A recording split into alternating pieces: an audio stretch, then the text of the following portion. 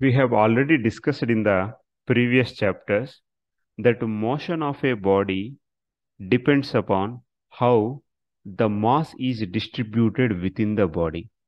So we restricted ourselves to the rigid bodies in the previous chapters. What is rigid body? Rigid body means a solid object which is having a definite shape and size. But in reality, but in reality, every object can be stretched and compressed and can be bent.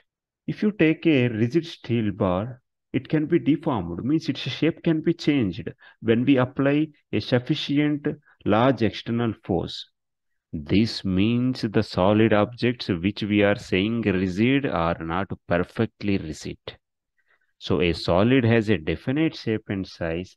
In order to change that size or shape of the body, we require the force. If we take an example of a helical spring, this is the helical spring. If we apply the force by pulling its ends, then the length of the spring increases. If we leave the spring, again it regains its original shape. So the force which we are applying externally, if we remove that force, it is regaining its original shape. So the property of a body by which it tends to regain its original shape when we remove the applied force is called as elasticity. So this elastic nature of the body is making the spring to regain its original form. Some materials might not be elastic in nature. Example, plastic or wood. If we apply the force, if we remove the force, it will not regain its original position. Such type of substances are called plastic. The property which they are exhibiting is called as plasticity. Now the question may come in our mind. Why we have to learn this elasticity and plasticity? In reality, for engineering design, we have to understand the elastic behavior of the materials. What is the engineering design?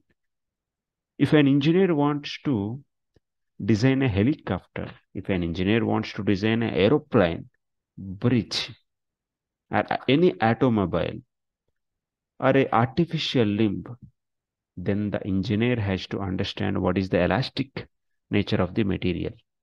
We require sometimes a very light material, but that material should be very much stronger.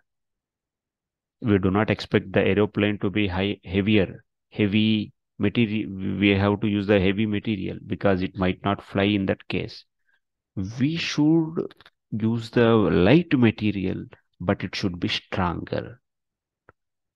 And when person loses his leg, we use the artificial limb.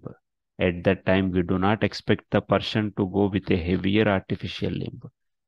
He has to use the lighter artificial limb, but it has to be stronger to bear his entire weight.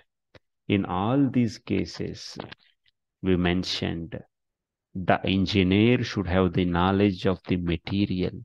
The engineer should understand what is the elastic nature of the material. Now onwards, we don't use the term plasticity. We only use the elasticity, whether a material is exhibiting the elasticity or whether the material is not exhibiting the elasticity.